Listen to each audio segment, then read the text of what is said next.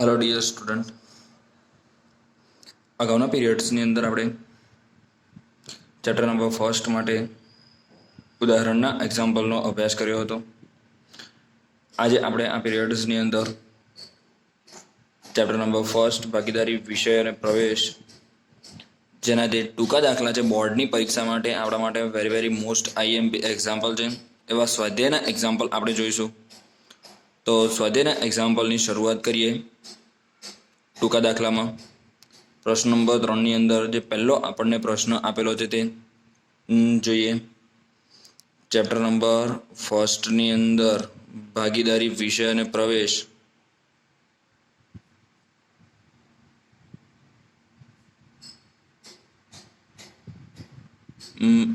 तेमा short example एनो example number first बहुत एकदम सिंपल एक्जाम्पल है। ऑलरेडी आप पहला आ एक्जाम्पल की समझूती मेळवी लीधी है कि ज्यारे भागीदारी पेटीना भागीदारो शू करे छे, उपाड़ पर व्याजनी गणतरी करवानी होय त्यारे हवे जो भागीदार भागीदारी पेटीमांथी दर मासनी शरूआतमां एक सरखी रकमनो उपाड़ करे तो 78/12 लखीशुं, अने जो भागीदार भागीदारी पेटीमांथी दर मासने अंते उपाड़ करे तो आपणे लखीशुं 66/12 उपाड़नी गणतरी माटे। आनी समजूती आपणे मेळवी ज छे। तो अहींया एवुं कीधुं छे कि वार्षिक उपाड़ एक भागीदारी पेटीमांथी, एक्जाम्पल नंबर फर्स्ट नी आपणे रकम जोई लईए। तो एक भागीदारी पेटीमांथी दर महीनाने अंते एक सरखी रकमनो उपाड़ करे छे। केटली रकमनो उपाड़ करे छे? दर महीनाने अंते एक सरखी रकमनो उपाड़। वर्षना अंते वार्षिक उपाड़, कयो उपाड़ आपणे आपेलो छे? वार्षिक उपाड़ केटलो छे? 12,000। जो उपाड़ पर वार्षिक 12% लेखे व्याज, उपाड़ पर व्याजनो दर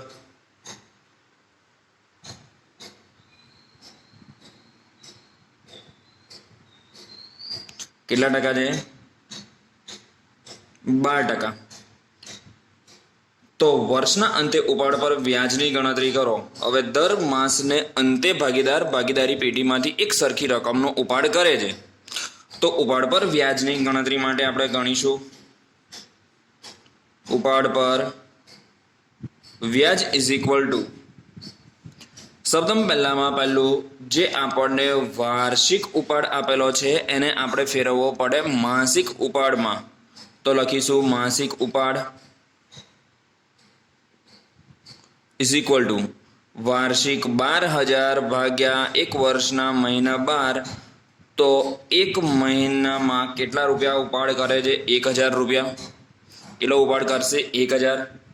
તેથી લખીશું ઉપાડ પર વ્યાજ ઇઝ ઇક્વલ ટુ 1,000 માસિક ઉપાડ ગુણ્યા ઉપાડ પર વ્યાજનો દર 12%, 12/100 ગુણ્યા, હવે જો દર માસની શરૂઆતમાં ઉપાડ કરે તો 78/12 લખાય, અને દર માસની અંતે ઉપાડ કરે તો 66/12 લખાય। અહીંયા એક્ઝામ્પલમાં આપણને એવું કીધું છે કે દર માસને અંતે એક સરખી રકમનો ઉપાડ કરે છે, એટલે દર મહિનાની છેલ્લી તારીખે ઉપાડ કરે છે। તો છેલ્લી તારીખે ઉપાડ કરે તો લખીશું 66/12, 66/12।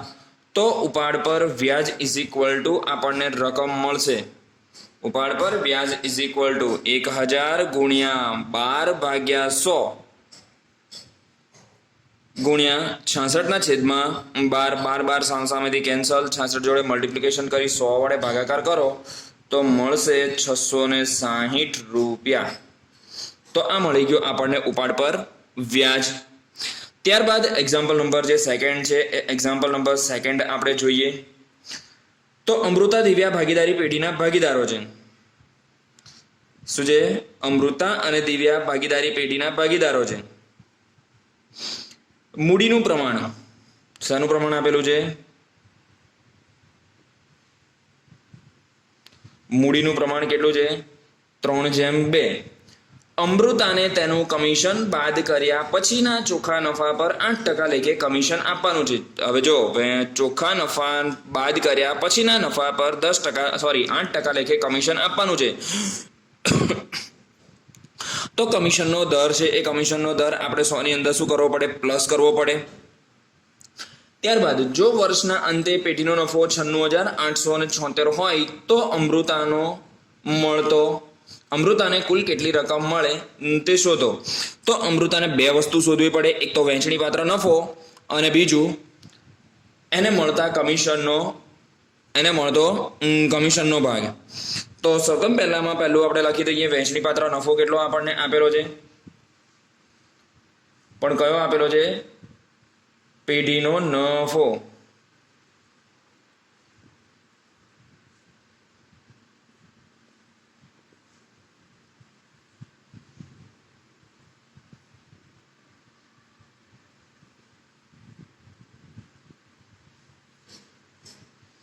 છોતેર.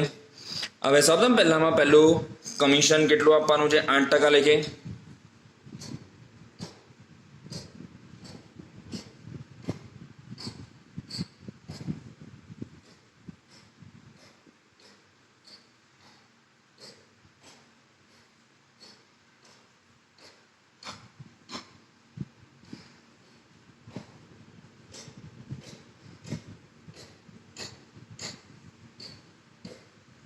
પછીના ચોખ્ખા નફા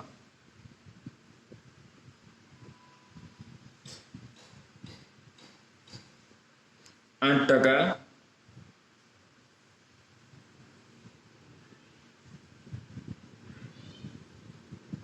આપવાનું છે.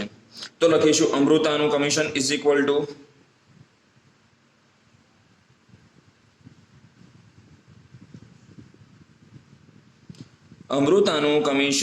ઇક્વલ ટુ વહેંચણી પાત્ર નફો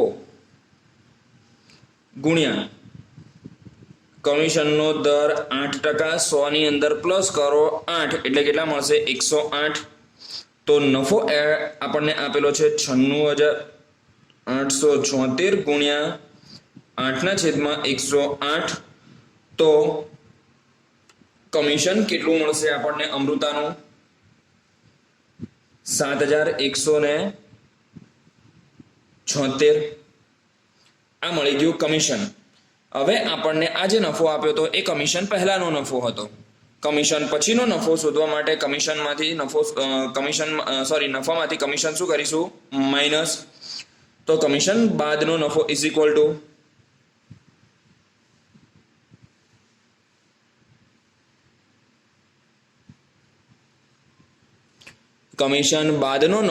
ઇક્વલ ટુ પહેલાનો નફો 96,876 માઇનસ કમિશન 7,176. તો નફો આપણને મળશે. નફો કેટલો મળશે?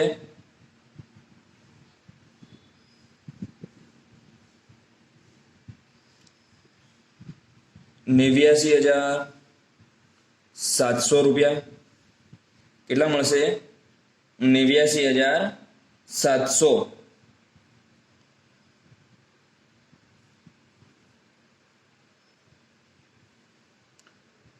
અહીંયા આપણો એક્ઝામ્પલ અહીંયા પૂરો.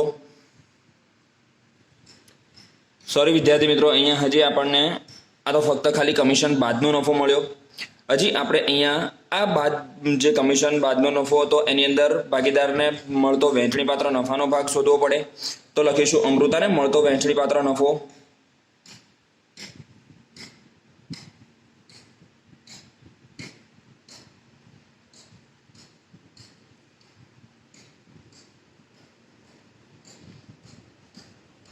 $89,700 ગુણ્યા 1/2. કેમ કે અહીંયા મૂડીનું પ્રમાણ આપેલું છે અને નફો વેચાય નફા નુકસાન વેચના પ્રમાણમાં જે આપણને આપેલું નથી, એટલે બંને ભાગીદારો વચ્ચે આપણે કયા પ્રમાણમાં વેચી દઈશું? સરખા ભાગે. તો આપણને મળશે 44,850 રૂપિયા. કેટલા મળશે? 44,850. આ 44,850 પ્લસ કમિશન બંનેની રકમ આપણે શું કરી દઈએ? પ્લસ કરી દઈએ. તો મળશે અમૃતાને મળતી કુલ રકમ.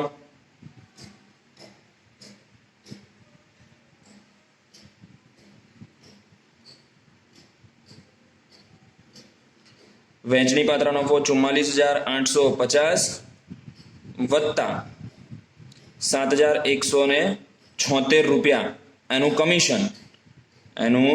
કમિશન કમિશનની રકમ આપણે શું કરી દઈએ?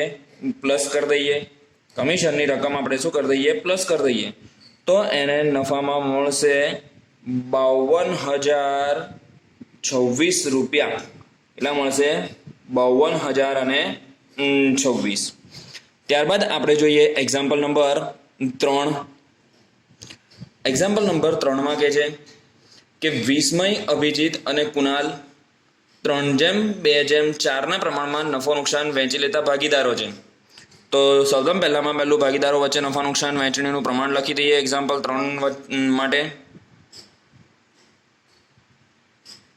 વિસ્મય, અભિજીત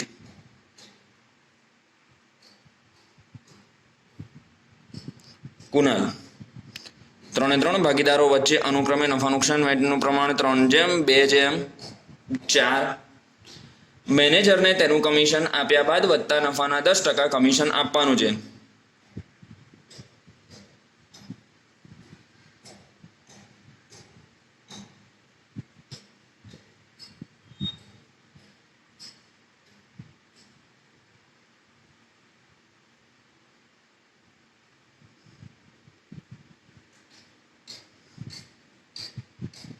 %10 કમિશન આપવાનું છે. આગળ અભિજીતના ભાગે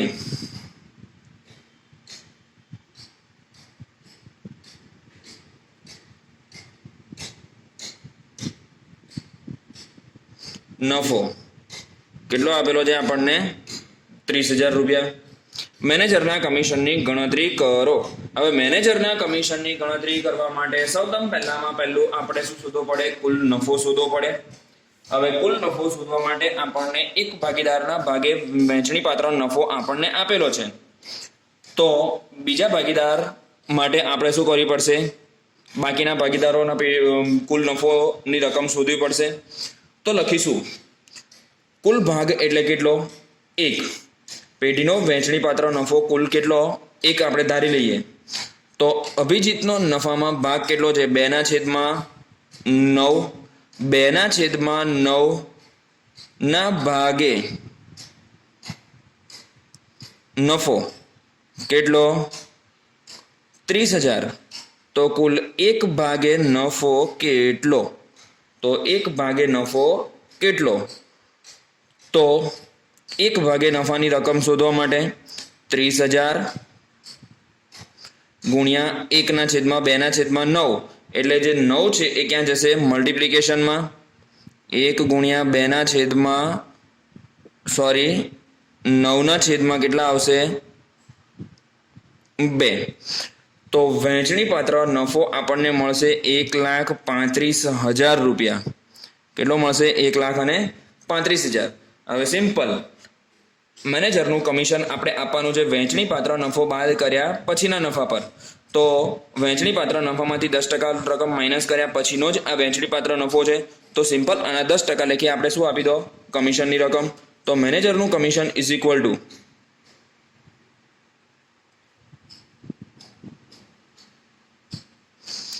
વહેંચણી પાત્ર નફો 1,35,000 ગુણ્યા 10% લેખે કમિશન આપવાનું છે 10/100. તો મેનેજરનું કમિશન આપણને મળશે 13,500. આ મળી ગયું આપણને મેનેજરનું કમિશન. ત્યારબાદ જે એક્ઝામ્પલ નંબર 4 છે એ એક્ઝામ્પલ નંબર 4 ની અંદર શું કહે છે? રાજકુમાર, કૌશિક અને શર્માનું નફા નુકસાન વહેંચણીનું પ્રમાણ 15:10:9 છે. જો વર્ષના અંતે પેઢીનો કુલ નફો 68,000 થયો હોય તો દરેક ભાગીદારને મળતો નફાનો ભાગ શોધો. આ એક્ઝામ્પલ વિદ્યાર્થી મિત્રો તમારે તમારી જાતે કરવાનો રહેશે. શું કરવાનું છે? સિમ્પલ એમના નફા નુકસાન વહેંચણીનું જે પ્રમાણ આવે એ પ્રમાણને શું કરશું? નફાનો આપણે ભાગ શોધી નાખીશું. 68,000 ગુણ્યા 15/34 ભાગે કેટલો મળશે? પ્રમાણનો કુલ સરવાળો 15, 10, 25, 25 ને 9, 34. ત્યારબાદ બીજો જે ભાગીદાર છે કૌશિક. એના માટે 68,000 ગુણ્યા 10/34 અને શર્મા માટે કેટલા લખીશું 9/34. તો બધા ભાગીદાર માટે મળશે આપણને વહેંચણી પાત્ર નફાની રકમ. તો એક્ઝામ્પલ નંબર જે 4 છે એ એક્ઝામ્પલ નંબર 4 તમારે જાતે ગણવાનો રહેશે. ત્યારબાદ જોઈએ એક્ઝામ્પલ નંબર 5. તો મહેતાને પંડ્યા કરતા 4 ગણો અને બાજપાઈને મહેતાના હિસ્સાનો અડધો ભાગ મળે છે.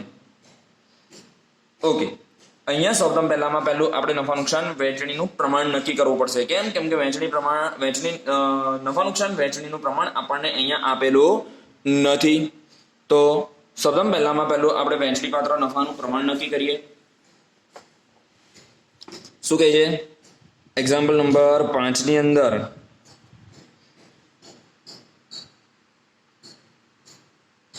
મહેતાને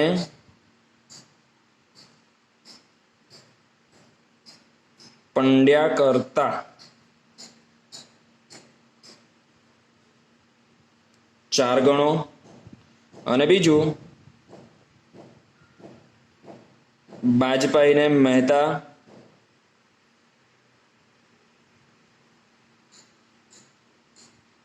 કરતા અડધો ભાગ મળે છે. પેઢીનો નફો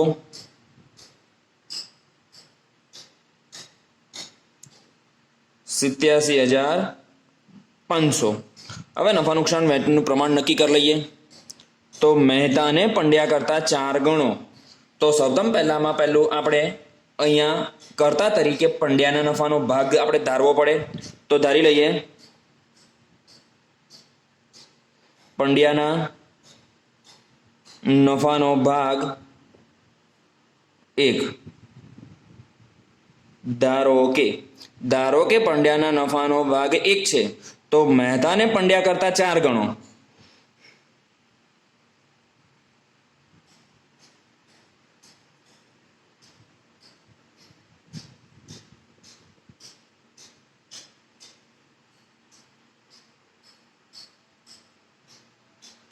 ચાર ગણો નફાનો ભાગ મળે છે. માટે મહેતાનો નફાનો ભાગ ઇઝ ઇક્વલ ટુ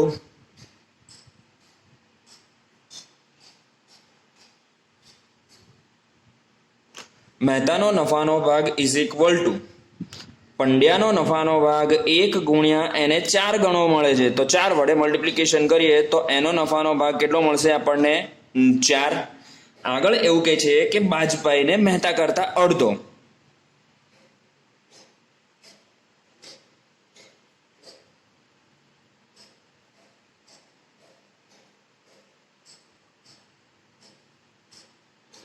અડધો મળે છે. માટે બાજપાઈનો નફાનો ભાગ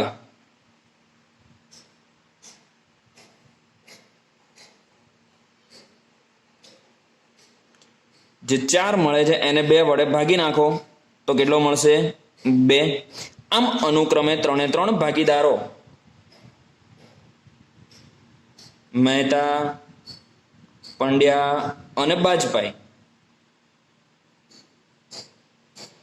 3 ભાગીદારો વચ્ચે નફા નુકસાન વહેંચણીનું પ્રમાણ અનુક્રમે આપણને કેટલું મળી જશે? 4:1:2.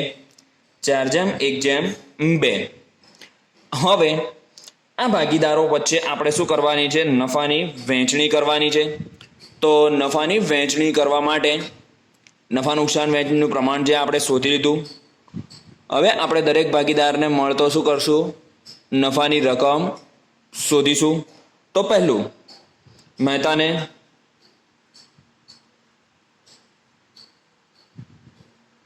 મળતો નફો, કુલ વહેંચણી પાત્ર નફો 87,500 ગુણ્યા એનું પ્રમાણ 4/4 ને 1 5 5 ને 2 7 4/7 ભાગે કેટલો મળશે? 50,000. એ જ રીતે પંડ્યાને મળતો નફાનો ભાગ કેટલો? તો કે 87,500 ગુણ્યા 1/7. તો એને મળશે 12,500. અને છેલ્લે બાજપાઈને મળતો નફાનો ભાગ ઇઝ ઇક્વલ ટુ 87,500 ગુણ્યા 2/7 ભાગે નફાનો ભાગ મળશે અને 25,000. કેટલો મળશે? 25,000. અહીંયા આપણો એક્ઝામ્પલ નંબર 5 પણ પૂરો થઈ ગયો. નેક્સ્ટ આપણે એક્ઝામ્પલ જોઈએ. Example number 6. એક્ઝામ્પલ નંબર 6 છે એમાં પણ કહે છે કે શીલા સુરભી અને સંકેતની ભાગીદારી પેઢીનો 1,35,000 નફો 3/2/3 પ્રમાણમાં વહેંચવાને બદલે ભૂલથી 2/1/3 પ્રમાણમાં વહેંચ્યો છે. આ ભૂલ સુધારવા મૂડી ખાતે કઈ અસર આપવી પડશે? એટલે નફાની વહેંચણી કેવી થઈ છે? ખોટી થઈ છે. એ નફાની વહેંચણીને આપણે સુધારવા માટે ફરીથી શું કરવું પડે? તો કે ભૂલ સુધારણા નોંધ આપવી પડે. હવે એ ભૂલ સુધારણા નોંધ આપવા માટે આપણે સૌપ્રથમ પહેલું શું કરવી પડશે? વર્કિંગ કરવી પડશે કે કયા ભાગીદારને કેટલી રકમ શું થઈ ગઈ છે? વધારે અપાય છે અથવા તો કેટલી રકમ ઓછી અપાય છે. તો સૌપ્રથમ પહેલું નફાની સાચી વહેંચણી કરી દઈશું. એક્ઝામ્પલ નંબર 6 માટે સૌપ્રથમ પહેલા ભાગીદારોના નામ શીલા, સુરભી, સંકેત.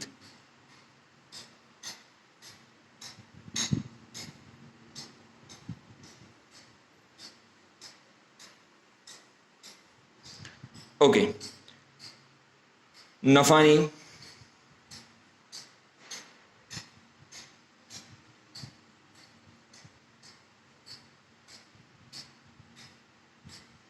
સાચી વહેંચણી 3/2/3 પ્રમાણમાં. કુલ ટોટલ નફો આપણો હતો કેટલો? 1,35,000. એ 1,35,000 ને 3/2/3 પ્રમાણમાં વહેંચી દો તો બધા ભાગીદારોને નફાનો કેટલો ભાગ મળશે? 50,625. બીજા ભાગીદારમાં મળશે 33,750 અને ત્રીજા ભાગે મળશે 50,625 રૂપિયા. આટલી રકમ બધા જ ભાગીદારોના મૂડી ખાતામાં આપણે શું કરવાની છે? પ્લસ કરવાની છે. સાચી છે, નફો મળ્યો છે તો ભાગીદારના મૂડી ખાતામાં આટલી રકમ શું થવી જોઈએ? પ્લસ થવી જોઈએ. પણ હવે જે ખોટી રકમ અપાઈ ગઈ છે એ ખોટી રકમ આપણે શું કરવી પડશે? માઇનસ. તો લખીશું ભૂલથી નફાની વહેંચણી 2/1/3 પ્રમાણમાં 2/1/3 પ્રમાણમાં જે કુલ વહેંચણી પાત્ર નફો હતો એ કુલ વહેંચણી પાત્ર નફાને આપણે શું કરી દઈએ? માઇનસ કરી દઈએ. 2/1/3 પ્રમાણમાં વહેંચી તો મળશે પ્રથમ શીલા ભાગીદારને 45,000.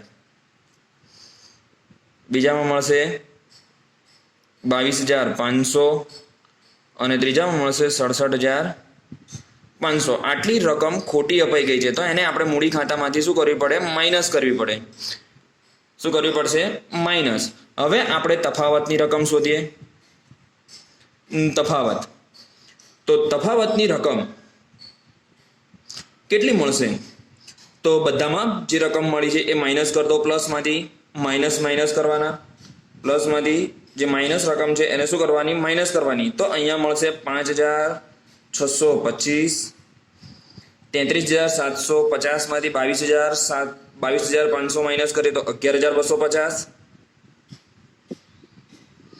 અને ત્રીજામાં 50,225 માંથી 67,500 માઇનસ કરીએ તો 16,875. આ બધી રકમમાં અહીંયા આપણને માઇનસની રકમ કેવી છે? ઓછી. તો રકમ મળી છે એમાં પ્લસમાં મળી. અહીંયા જોઈએ તો માઇનસ અહીંયા પણ એવું સેમ જ છે. તો આ રકમ પણ આપણને શેમાં મળશે? પ્લસમાં. અહીંયા રકમ શેમાં મળશે? આપણને માઇનસમાં. કેમ કે માઇનસવાળી રકમ કેવી છે? મોટી. હવે વિદ્યાર્થી મિત્રો એટલું યાદ રાખવાનું કે જે સાઇન છે એના કરતાં આપણે વિરુદ્ધ શું કરવાની? અસર આપવાની. જો તો પ્લસમાં છે તો એને આપણે લખીશું મૂડી ખાતામાં જમા. આને પણ કરીશું જમા. અને જો માઇનસમાં મળશે તો આપણે એને કરીશું ઉધાર. તો ભાગીદારોના મૂડી ખાતે ભૂલ સુધારણા નોંધ.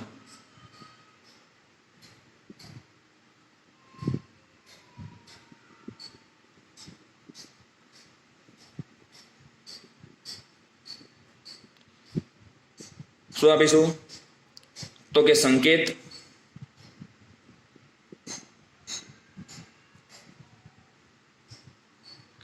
મૂડી ખાતે ઉધાર 16,875 તે શીલાના મૂડી ખાતે 5,625 તે સુરભીના મૂડી ખાતે રકમ રૂપિયા 11,250. આ થઈ ગઈ આપણી ભૂલ સુધારણા નોંધ. શું થઈ ગઈ? નફાની જે ખોટી વહેંચણી કરી હતી તેની ભૂલ સુધારણા નોંધ. ત્યારબાદ આપણે જોઈએ એક્ઝામ્પલ નંબર 7.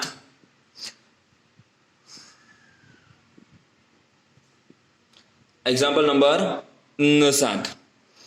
એક્ઝામ્પલ નંબર 7 ની અંદર કહે છે કે રામ, રહીમ અને ઈશુ એક ભાગીદારી પેઢીના ભાગીદારો છે.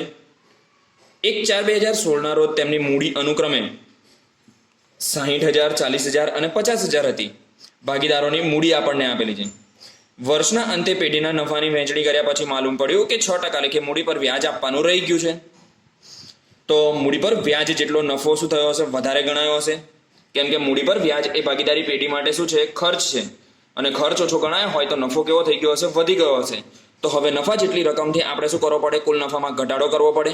એટલે નફામાં ઘટાડો કરીએ તો ભાગીદારોની જે મૂડી છે એ મૂડીની અંદર પણ શું થશે? ઘટાડો. તો એક્ઝામ્પલની ગણતરી જોઈએ. સૌપ્રથમ પહેલું લખી દઈએ ભાગીદારોના નામ.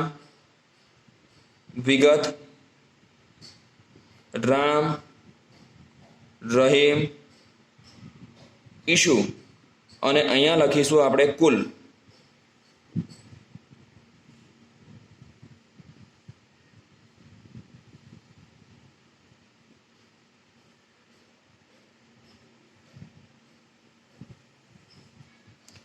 ઓકે, તો સૌપ્રથમ પહેલું મૂડી ભાગીદારોની.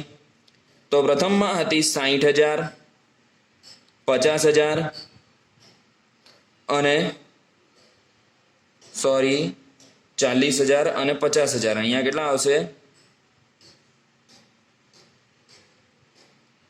40 અને 50. હવે મૂડી પર વ્યાજ કેટલું ગણવાનું હતું? તો 6% લેખે મૂડી પર 6% વ્યાજ. તો મૂડી પર 6% લેખે વ્યાજ. 6 × 36, 3,600, 6 × 2400 અને 5 × 30, 3,000. કુલ ટોટલ મૂડી પર વ્યાજ 3,600 વત્તા 2,400 વત્તા 3,000. કુલ ટોટલ મૂડી પર વ્યાજ કેટલું થયું? 9,000. આટલા રૂપિયા આપણે ભાગીદારોના મૂડી ખાતામાં આપવાના છે. તો બધામાં આટલી રકમ શું કરવી પડે? પ્લસ કરવી પડશે. આપણે શું કરવી પડશે? પ્લસ કરવી પડશે. પણ આપણે વહેંચણી પાત્ર નફો જ કેવો ગણ્યો છે? વધારે ગણ્યો છે. કેવો ગણ્યો છે? વધારે ગણ્યો છે. કેટલા રૂપિયાથી? તો કે 9,000 રૂપિયાથી. તો હવે કુલ મૂડી પર વ્યાજ જે છે એમ કુલ મૂડી પર વ્યાજ ભાગીદારો વચ્ચે એમના નફા નુકસાન વહેંચણીના પ્રમાણમાં શું કરી દઈશું? વહેંચી અને એટલી રકમ આપણે નફામાંથી શું કરવી પડશે? માઇનસ. તો લખીશું મૂડી પર વ્યાજ જેટલી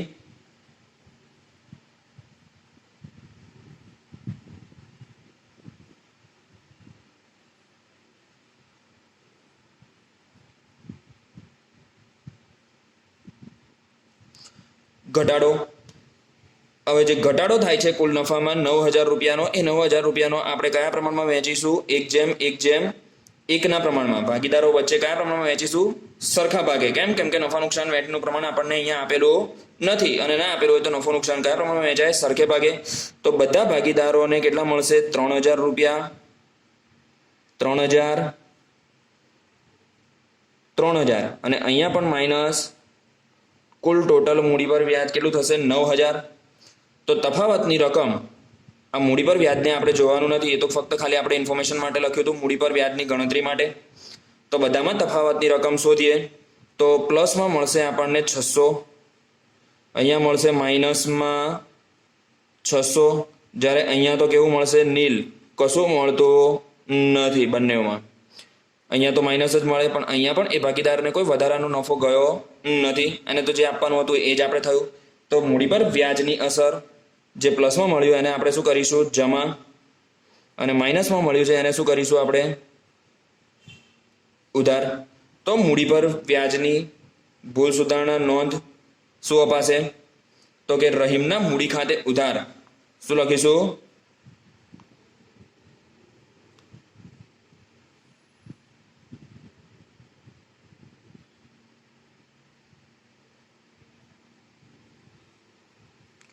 ઉધાર 600 તે રામના મૂડી ખાતે જમા રકમ 600. અહીંયા આપણો એક્ઝામ્પલ નંબર 7 પણ થઈ ગયો કમ્પ્લીટ. અહીંયા આપણે સ્ટોપ કરીએ છીએ. નેક્સ્ટ એક્ઝામ્પલ આપણે જોઈશું પછી.